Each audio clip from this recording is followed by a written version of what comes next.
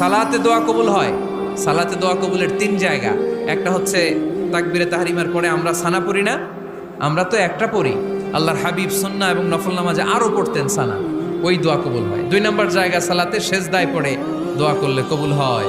আকরাবু মা ইয়াকুনুল আবদু মির রাব্বিহি ওয়া হুয়া সাজিদ ফাকসিরু ফীহি দুআ।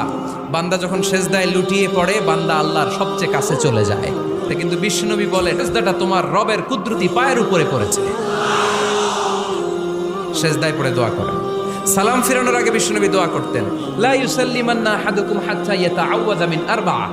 আল্লাহর হাবিব বললেন, চার জিনিস থেকে পানাহ না আছে আমার কোন উম্মত যেন সালাম না ফিরায়। তারা যেন পড়ে, আল্লাহুম্মা ইন্নী আউযু বিকা মিন আযাবিল কবর, আউযু বিকা মিন আযাবি জাহান্নাম, আউযু বিকা মিন ফিতনাতিল মাহইয়া ওয়াল মামাত, আউযু বিকা মিন ফিতনাতিল মাসিহিদ দাজ্জাল। আল্লাহ কবরের আযাব থেকে বাঁচাও, আল্লাহ জাহান্নামের আগুন থেকে বাঁচাও, আল্লাহ জীবন মরণ